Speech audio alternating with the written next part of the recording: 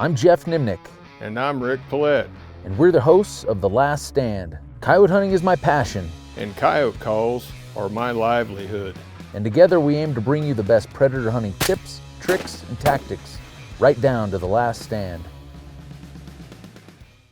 The Last Stand, presented by Lucky Duck Predator Calls. We are the masters of deception. Swagger bipods. Shoot with confidence, shoot with swagger. OnX Hunt. Know where you stand. Hornady. Accurate, deadly, dependable.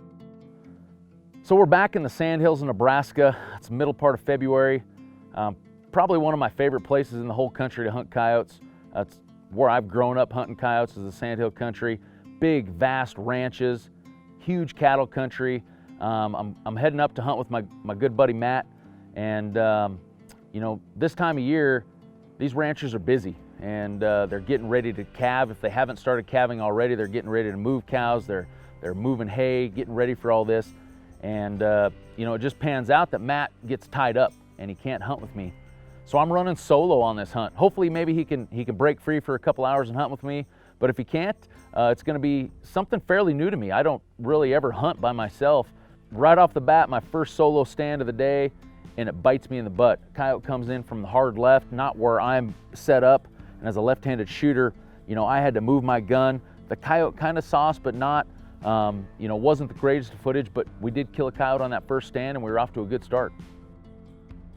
One of my favorite things about hunting coyotes late season is when you call in a group of coyotes. I mean, that's really my ultimate goal, is to get that one chance a day to call in a group of mean coyotes that are fired up, that are wanting to kick some butt.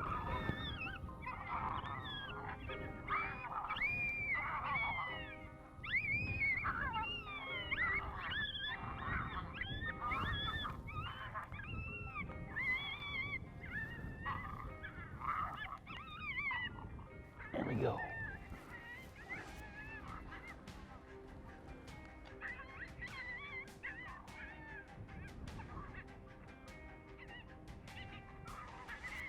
Three of them.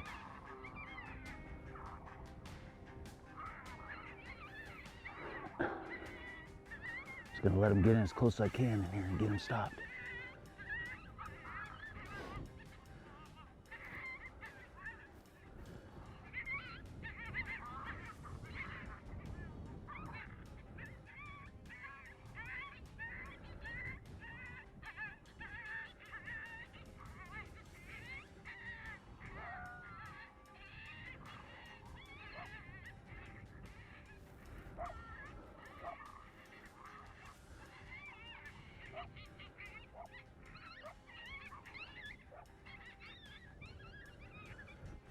Give them a minute here. Just be patient. They're only a couple hundred yards, but I'm gonna try to get them closer, so I have a better chance of killing. There we go.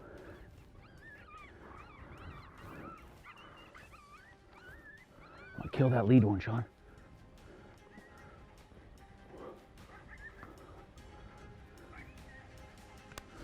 Right here on this hill.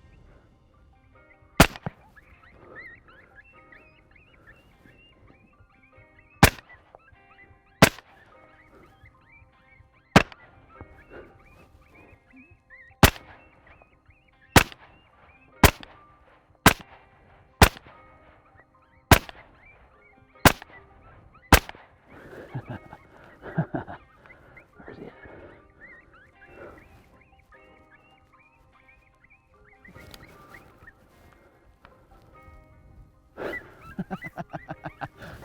A little rodeo there.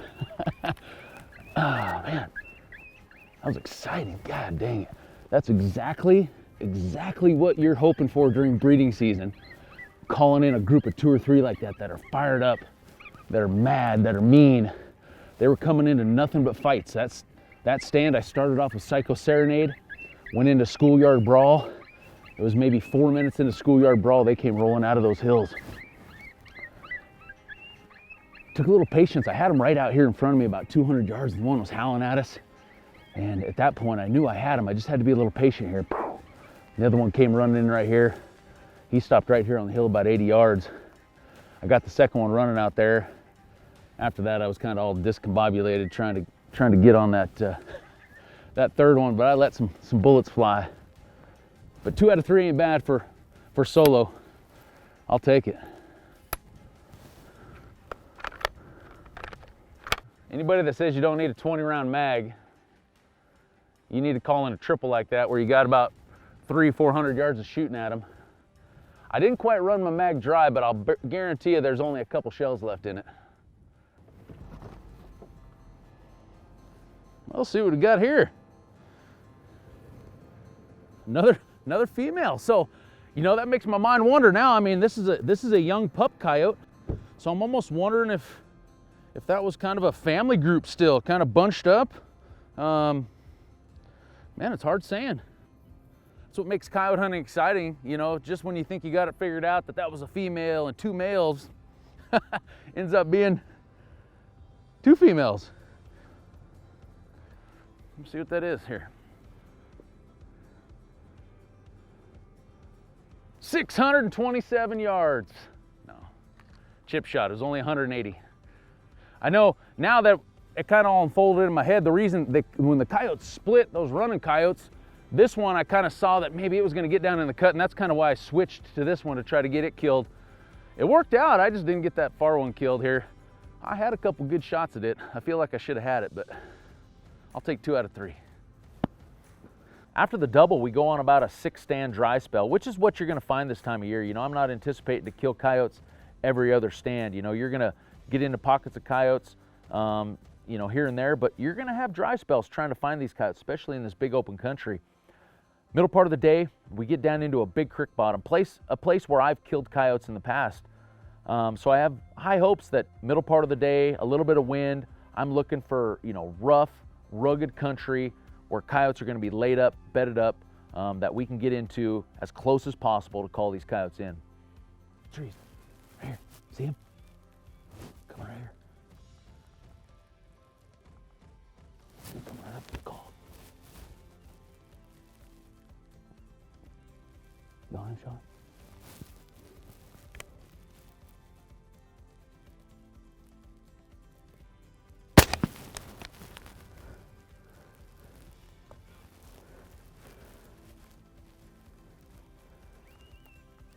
There we go. Perfect. The call's been playing approximately 1 minute, 15 seconds.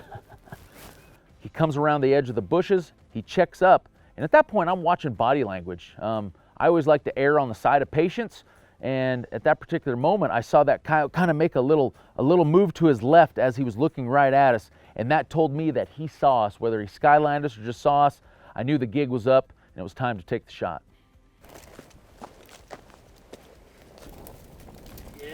I was guessing in the scope, I thought he looked like a dinky little coyote. He is just this year's little female. This year's coyote.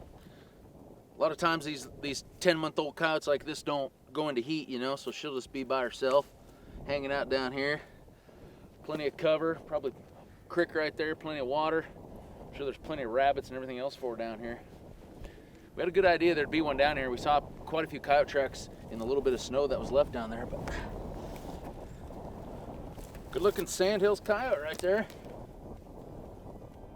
Once again, I like to start the first half off with Lucky Pecker. If it's working, I stick with it until I see something otherwise that tells me to play something different. So as I'm scanning on this stand, I have my rifle kind of pointed here. I noticed this coyote that pops up off to our left over this hill about 150 yards. I'm gonna let him go down the dip and then we'll get moved.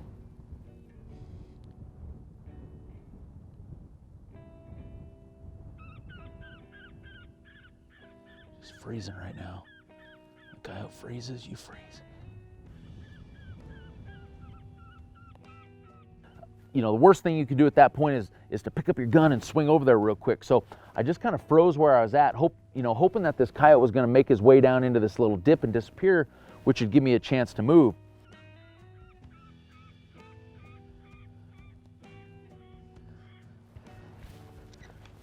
Okay, I'm going to kill him right here.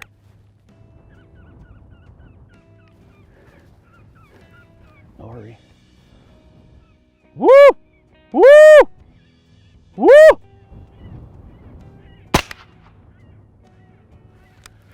shoulder. There we go. Pup distress switched over here.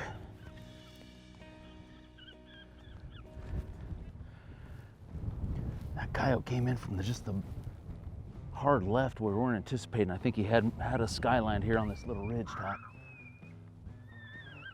We're tucked down far enough if anything would have came out front, but he kind of made a little loop on us and pegged us right there about 125, but all he did was see us. No need to panic. Just let him stop and give you a good shot. Male coyote here. Probably, yeah, for sure last year's coyote. Good bullet, man. I've said it before, I'll say it again, those 53 grain Hornady VMAXs I shoot. There's no better bullet, in my opinion, out of a 223 AR like this. I mean, that coyote was quartered away just a little bit, tucked it right behind the shoulder. I think a little bit of the bullet made it through the other side, but he spun and it was a matter of seconds and he was out for the count. Good looking coyote. A little easier drag than last time though. That's what I like. So the very next stand, we get in, it's a really picturesque stand. We got some rough choppy hills off to our left, which is the upwind half of the stand. A little more openness off to the right, drops off into a river bottom down there about 600 yards. Once again, I like to go with Lucky Pecker. Right here, Sean. Down the bottom, right here. I'm gonna have to kill him right here. Right here.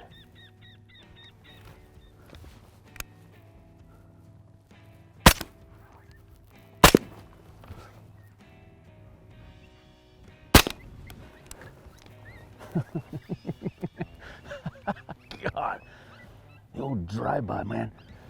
That coyote was on just a trot right here, and as soon as he saw that decoy spin on top of that revolt, he turned it on to Mach 4. He came flying out of that so fast, I think I shot behind him on the first shot.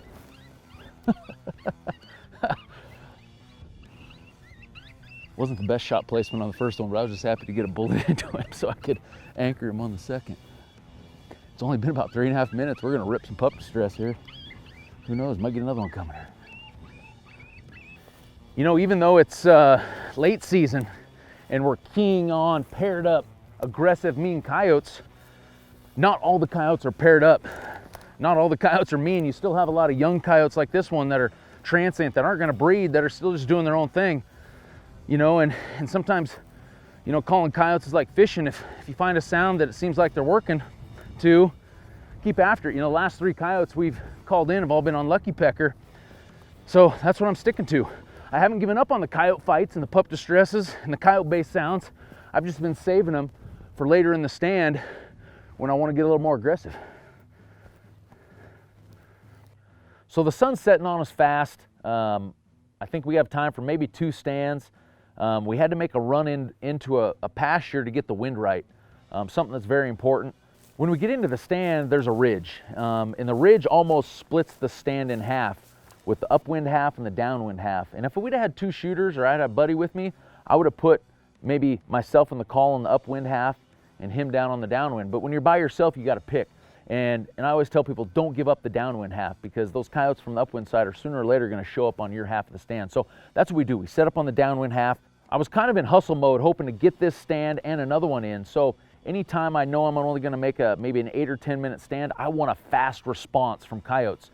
And over the years, just from experience, usually the fastest responses you get sometimes are using the coyote-based sounds, like the coyote fights, the pup distresses.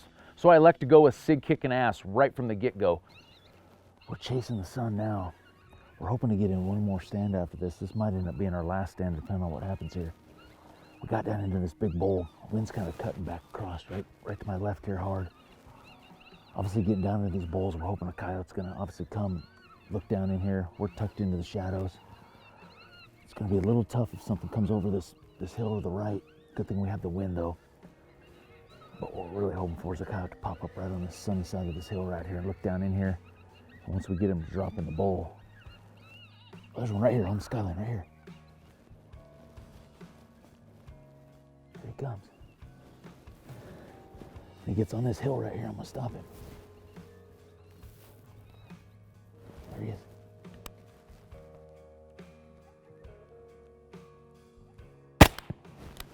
There we go. Perfect. Perfect.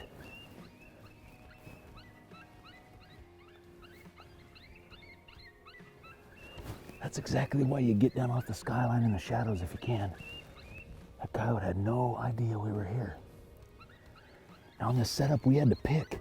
I'm shooting by myself, so there's a ridgeline runner right there, and we either had to pick the upwind half or the downwind half. I usually, 99% of the time, I'll pick the downwind half for that exact same reason. That coyote was upwind. He had to come over the ridgeline. Either he was going to come right to the call or he'd have to circle around. It's only been about 3 minutes. We're going to keep calling. Hopefully get one on the downwind half now.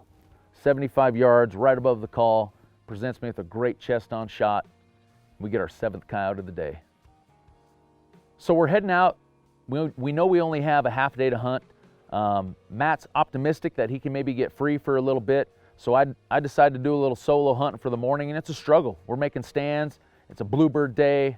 It's warm. We're just not seeing a lot of coyotes. But finally I get the text from Matt that he's freed up and ready to go, and he's got a little honey hole in mind that we're gonna go to.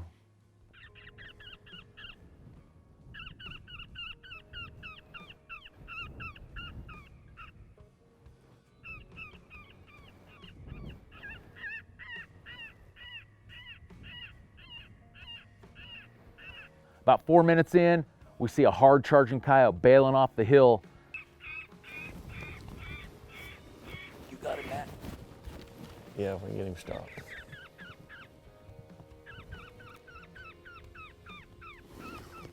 Holy.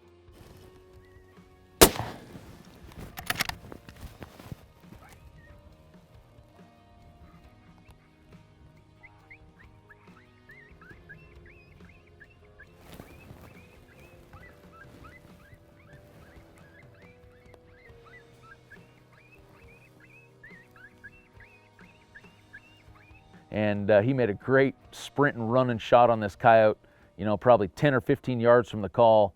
Did you have your scope on about 15 power on that one? 6. 6. Man, that thing was cooking, man. And it was still too much. It was still too much. I thought for sure, you know, we're sitting kind of, you know, we don't have a whole lot of cover. We're tucked into the side hill, but there's not many yuccas, nothing. I thought, that coyote's gonna come right over that hill, stop, and you're gonna shoot him right there real quick before he spun and leave. He never once looked at us. He was gonna eat it. Should have seen him through the scope on a dead run that close. Look like a good coyote. Let's go get him. Bigger, older coyote.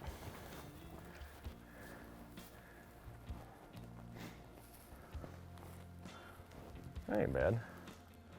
Heck no. Right where you're aiming, right? It was That's one of those you like just hope to about hit him. that far in front of him. Yeah, that thing Even was, that close. Yeah, 40 yards, and you're still putting it out in front of him. I mean, it's crazy how fast they move. People underestimate on these running coyotes really how far you got to lead them, even on a close shot. I mean, it doesn't matter. Most of the time, people are shooting behind them. But good job, buddy. Thanks for having us out, man. Appreciate you letting us hunt. It's been an awesome couple days out here. That makes coyote number 10 for a day and a half. It's not too shabby for February. Yeah. Not too shabby. And to roll them up and just an awesome way to end an awesome hunt.